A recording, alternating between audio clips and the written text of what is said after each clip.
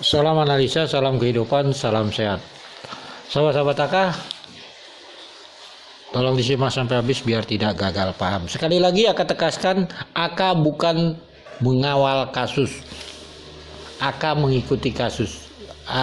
Buat apa AK bergabung dengan teriak-teriak mengawal kasus kalau tujuannya pun tidak paham kasus, hanya untuk kepentingan YouTube kita sendiri agar murah meriah, rame dan sebagainya, kan gitu tujuannya. Pentingnya kan diramekan aja. Iya, kalau mau diramekan kan berarti efeknya kepada YouTube kita agar rame, orang pada membicarakan itu. Apa gunanya?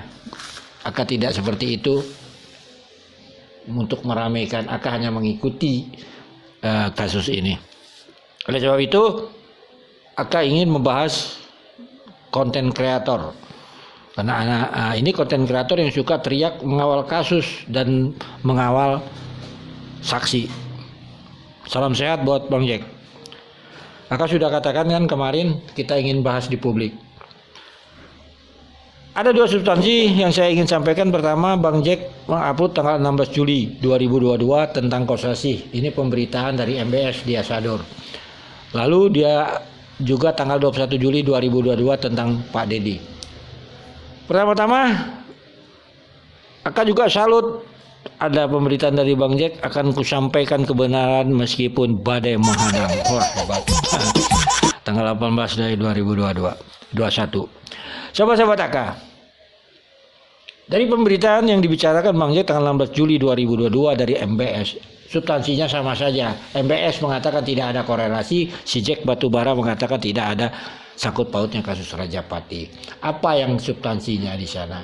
Jadi mereka ini melebihi daripada penyidik, ahli di bidang sekolah dan sebagainya. Jadi kalau dicermati dalam perekutan siswa ini tidak ada sangkut pautnya dengan kasus Rajapati. Jadi mereka udah mengambil kesimpulan. Padahal AK sendiri yang suka membahas kasus tentang sekolah tidak berani menyimpulkan. Akan serahkan kepada pihak penyidik kalau ada sangkut paut Rajapatinya. Kalau tidak ada ya sudah. Tapi mereka menyimpulkan. Yang satu tidak ada korelasi, yang satu ini luar biasa mereka itu. Padahal mereka ini kalau boleh dibilang, aduh, bagaimana Anda bisa mengatakan tidak ada korelasi, tidak ada sangkut pautnya? Coba Anda pikirkan. Anda sendiri dari hati nurani jawab. Berani tidak mengupload itu kegiatan belajar mengajar di sekolah? Karena di sana ada sangkut pautnya. Tentang apa? Tentang murid kan? Jangan buat alasan Anda wah saya begini. Aduh, Anda sendiri sudah memberi suatu kesimpulan di publik. Bagaimana itu? Subscriber Anda kan percaya dengan ucapan Anda. Padahal kalau tahu, kasihan ini mereka ini, YouTuber ini. Mutar-mutar mereka. Bukankah Anda paham? Jumlah murid menentukan dana BOS. Dana BOS ada pelaporan penggunaan dana BOS. Kan begitu. Pelaporan dana BOS, terakhir cut-off dan sebagainya. Perekutan murid inilah dasar daripada masalah. Kan begitu. Apakah ada sangkut pautnya dengan kasus Rajapati? Bukan urusan Anda memutuskannya. Anda saja sendiri tidak berani membahas sekolah, mengupload sekolah. Bukan urusan Anda mengatakan tidak ada sangkut pautnya. Tapi di sini ada masalah. Ada masalah. Anda bilang sendiri murid yang datang. Itu saja Anda sudah curiga. Apalagi di saat tanggal 18 Agustus itu adalah, itu bukan di saat secara normalnya memasukkan murid baru. Murid baru itu bulan Juni pendaftarannya. Walaupun online di sana. Jadi Anda itu kalau menguntungkan sahabat Anda Yoris, Danu, Yosep, Anda bela mati-matian dengan kata-kata terselubung. Bicara mengupload sekolah, kegiatan belajar apa, bebersih-bersih, Anda upload pencitraan. Tetapi Anda tidak berani mengupload ada kegiatan belajar mengajarnya. Anda bilang bukan urusan Anda. Urusan Anda itu memang mengangkat pencitraan agar saksi ini benar di mata publik. Kan begitu. Anda teriak menyalahkan penyidik. Kapan ditangkap, kapan ditangkap. Anda sendiri tidak paham SOP penyidik, tidak paham juga itu. Semestinya Anda itu paham laptop Amel itu harus Anda bayar. Apa? Bahas itu laptop Amel. Supaya terang benerang. Kan Anda sendiri di publik Anda mengatakan, netizen mengatakan bahwa Anda berbicara bahwa laptop Amel itu ada di Yoris. Kenapa tidak ada angkat? Takut Anda tidak nanti bersahabat lagi sama Yoris, sama Yosef, tidak dapat info. Info itu supaya apa? Supaya konten kreator apa? YouTube Anda maju. Jadi mementingkan YouTube kita. Kalau saya tidak ambil pusing. Anda mengatakan Subang Hijau, orang Subang, kenapa Anda tidak berani kegiatan belajar mengajar? Anda up. Coba, tapi Anda berani mengatakan bahwa tidak ada sangkut pautnya saat ini. Bagaimana Anda bisa memutuskan seperti itu? Apa Anda paham muridnya ada berapa tentang direkrut hari itu? Kalau memang itu fiktif bagaimana? Jadi Aka sendiri tidak memaksakan ada sangkut paut atau tidak, tetapi Aka kalau soal kasus Rajapati kita serahkan kepada penyidik. Tetapi ada sesuatu yang namanya kejanggalan-kejanggalan itu yang harus di-up di publik. Bukan kita memponis seperti Anda, MBS tidak ada korelasi, ini tidak ada sangkut pautnya. Saya tidak mau membahasnya terlalu jauh itu satu sahabat-sahabat Aka. Karena mari kita masuk tanggal 21 Juli. Anda membahas tentang yang namanya Dedi. Kan begitu pernyataan Pak Dedi belum bisa dibuktikan kebenarannya. Iya, Anda ingin membuktikan di mana pengadilan? Anda saja teriak-teriak banpol ke sana kemari mencari rumah belum tentu dibuktikan kebenaran. Tetapi rekam jejak itu harus dilihat. Bukankah Anda membahas Kosasih tanggal 16 Juli? Bukankah MBS juga membahas Kosasih bahwa tanggal 18 itu bersama Wahyu? Konteksnya sama dengan Dedi. Kan begitu. Dedi juga mengatakan tanggal 18 ada ini, malah Dedi ada mengatakan ada saksinya. Kan begitu. Jadi Anda ragukan Dedi itu kenapa? Karena merugikan yang namanya Yoris dan Danu yang Anda bela selama hari ini. Cuman Anda teriak di balik kata-kata mengawal kasus, Anda membela Yoris sama Danu, sehingga Anda tidak mempercayai Dedi. Kan itu logikanya. Padahal keterangan itu sudah sinkron. Dua saksi mengatakan seperti itu. Lalu kan begitu. Anda mengatakan betul pernyataan Dedi belum bisa dibuktikan kebenarannya.